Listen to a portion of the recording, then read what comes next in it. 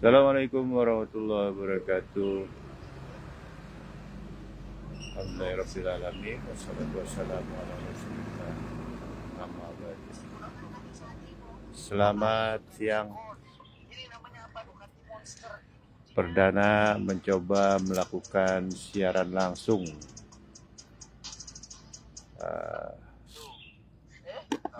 untuk ngobrol-ngobrol ringan,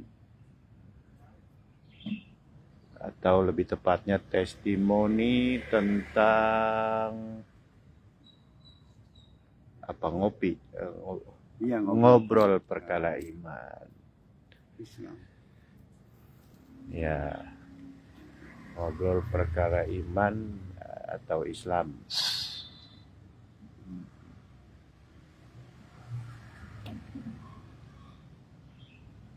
Saya di sini tidak sendirian, beserta dengan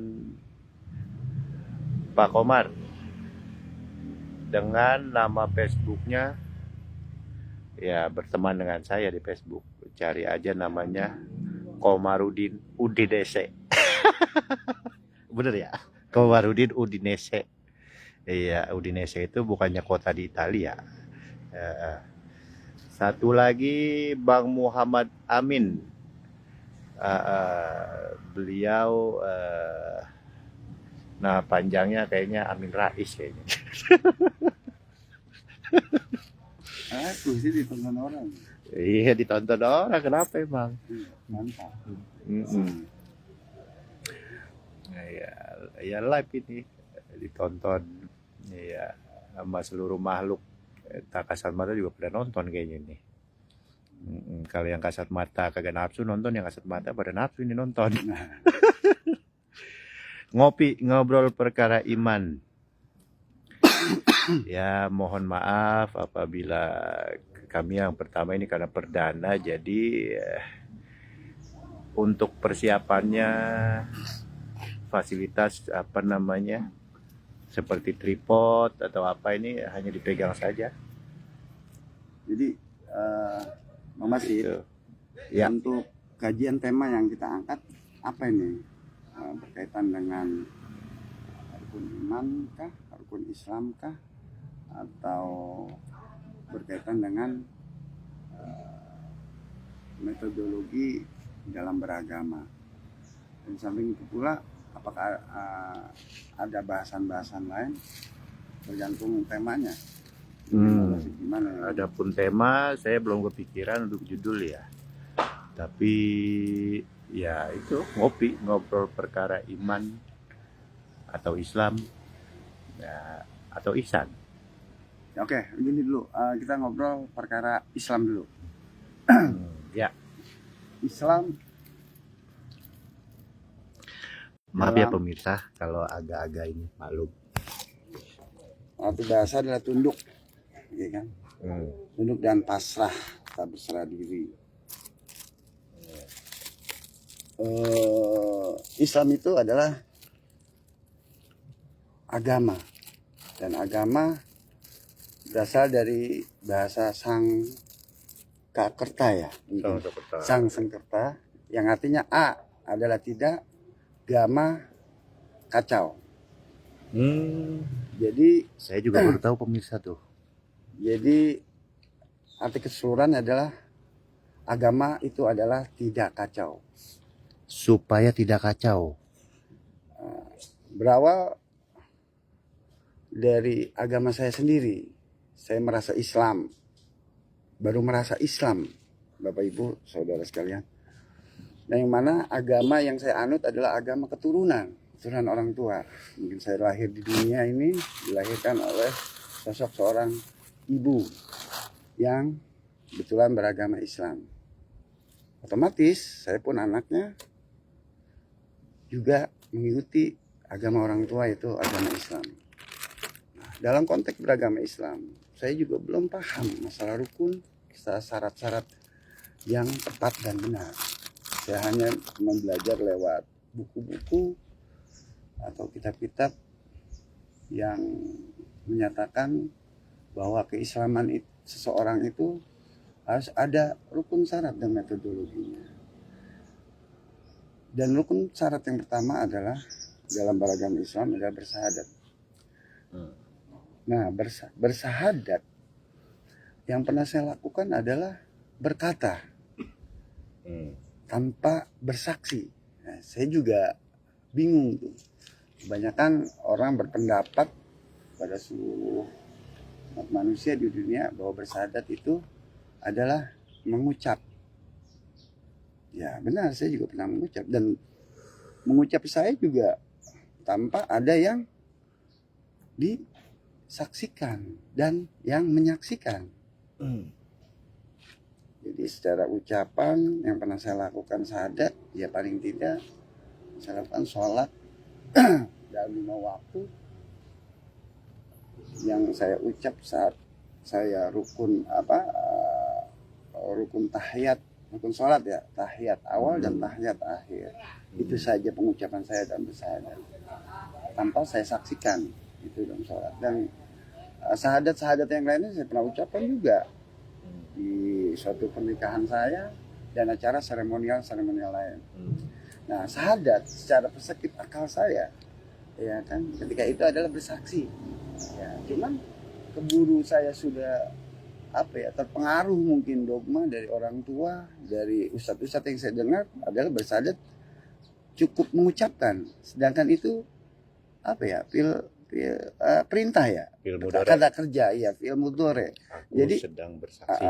Jadi saya tidak sesuai dengan apa kata perintah tersebut. Saya cuma hanya ketika ada perintah untuk bersahadat, lantas saya perintahkan lagi untuk bersahadat, kan bingung. Jadi saya cuma mengulang-ulang kata perintah tanpa ada yang saya jalankan atau diperintahkan untuk bersaksi. Antara saksi otomatis kan ada pengertian menyaksikan dan disaksikan. Ada yang disaksikan. Ya. Menyaksikan apa yang disaksikan. Nah, itu apa ya. yang disaksikan? Nah, selama ini kan Islam menyuruh kita untuk menyaksikan. Nah, berkaitan dengan syahadat, asyhadu alla ilaha illallah, aku bersaksi tiada Tuhan selain Allah. Oh, jelas, benar itu, ya kan, bahwa tiada sesuatu selain Allah. Nah, konteks bersyahadat otomatis menyaksikan Allah. Wah, udah nggak mungkin saya itu bisa menyaksikan Allah, karena Allah itu menurut kitab Al-Quran adalah sosok zat yang laisa kamitslihi syai'un, yang mana tidak bisa tergambar, tidak bisa terdefinisi, dan tidak terurai lah, mungkin gitu. Tidak terbayangkan. Tidak berbayangkan pula. Nah, setelah syahadat dengan Allah saya belum ngerti tentang. Nah, sambungannya adalah wa asyhadu anna Muhammadar Rasulullah, dan aku bersaksi bahwa Muhammad Rasul Allah. Nah, hanya pemahaman situ aja, segitu aja yang saya dapat. Nah, saya juga mengulik, selama ini saya gagal dalam bersyahadat. Saya cari tahu, saya tanya-tanya ke ulama-ulama dunia, ya nggak puas jawabannya. Ya bersyahadat, ya berkata itu sendiri tanpa menyaksikan, kan kontradiksi antara disuruh diperintah untuk menyaksikan dan berkata. Lantas saya juga mencari-cari juga berkaitan dengan agama pula juga. Dan ahli tasawuf yang populer ya kan mengatakan awaludin ma'rifatullah, awal beragama adalah mengenal Allah. Jadi tidak jauh tuh antara bersahadat menyaksikan dan mengenal Allah. Nah, kaitannya dengan mengenal Allah adalah rangkaiannya ketemu lantas kenal. Dan sampai saat ini saya belum ketemu. Kembali lagi wa asyhadu anna Muhammadar Rasulullah yang saya kaitkan itu untuk bersaksi dalam penyaksian Rasul Allah. Nah, saya kaitkan dengan syahadat adalah pintu kunci untuk sampai situ adalah di ulil amri. Yang Allah perintahkan adalah taatlah kamu kepada Allah, taatlah kamu kepada Rasul, Rasulullah dan taatlah kepada yang diberi kuasa oleh Rasulullah untuk menyampaikan ilmu Allah tersebut. Ulil amri yang dikuasakan. Berarti ada sosok di dunia ini yang benar-benar Allah dan Rasulnya menguasakan, memerintah sosok manusia yang disebut ulil amri minkum itu. Iya. Saya makin penasaran, saya cari lagi. Pada dasarnya saya dengan bantuan referensi kitab lah, apalah kitab lainnya yang berkaitan dengan Awwaluddin Ma'rifatullah. Nah, setelah itu saya temukan itu atas dasar kehendak Tuhan juga. Yang mana ketika saya sudah menemukan ulil amri minkum, itu pun ada rangkaian lagi. Yang mana saya untuk gimana caranya bisa sampai ketemu dan kenal sama ulil amri minkum tersebut. Ya, dalam tahap pencarian saya coba untuk cari-cari dan pada akhirnya Allah hendaki saya ketemu. Saya datangi. Saya menghadap. Secara baru saya, mungkin saya sudah ketemu dan kenal. Itu pun hanya sebatas ketemu dan kenal. Nah, belum pasrah dan tunduk dalam menjalankan agama Islam. Makanya saya belum bisa bicara kemana-mana karena berdasarkan keilmuan saya pun tidak berani. Apa yang belum saya alami saya ceritakan. Makanya hanya sebatas cerita dalam perjalanan saya dalam mencari ulil amri minkum tersebut. Dan alhamdulillah ketika saya sudah ketemu ulil amri minkum tersebut dan harus menjalankan rangkaian serta rukun syaratnya.